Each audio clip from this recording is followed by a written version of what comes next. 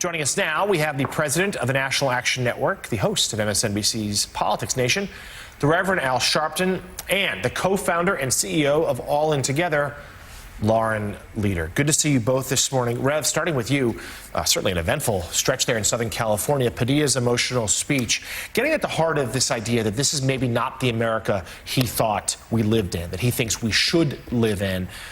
And to that point, you have a situation in Los Angeles that seems like it's calming down.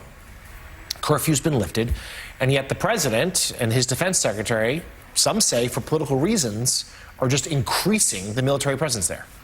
I think it is definitely political reasons. Somehow, I think President Trump has been convinced that taking a hard line on deportation is politically to his advantage.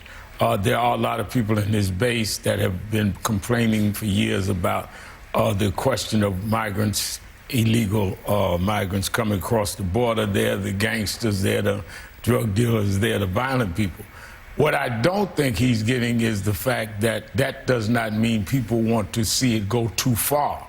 And arresting a city controller in New York yesterday, manhandling a U.S. senator in a federal building in L.A., many people that took a hard line are saying, wait a minute, this has nothing to do with what we were worried about. We thought you were going after criminals, not manhandling senators and breaking up families. I think they missed the call.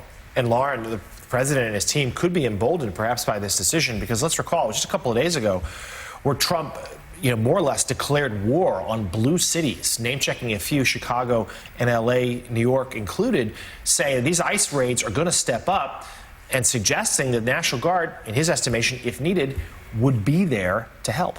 I mean, the hypocrisy of all of this is so unbelievable, especially from, a group of people that are, spent the Biden years screaming about federal overreach. I'm old enough to remember when Greg Abbott believed that the United States military was invading Texas because the National Guard was under Obama, conducting exercises at a Texas air base. I mean, it's just unbelievable that this is where we are.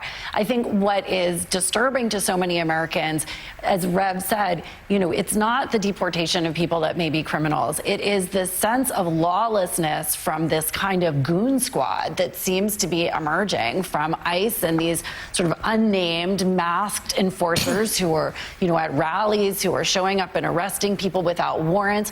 In Lander's case yesterday, what was he saying repeatedly on the tape? Where is the judicial warrant? And we've been seeing lots of, videos online, Facebook, et cetera, the social media, YouTube, of people who are being arrested and asking for warrants, which they are not being presented. So that is the kind of stuff that Americans start to go, hold on a second. Like, where is the due process? Where are some of these fundamental rights that Americans believe they should have? And a DHS spokesperson afterwards claimed that Lander assaulted an ICE agent when that claim is clearly they keep saying that. Clearly contradicted by video. Yeah. We all saw the video of the arrest.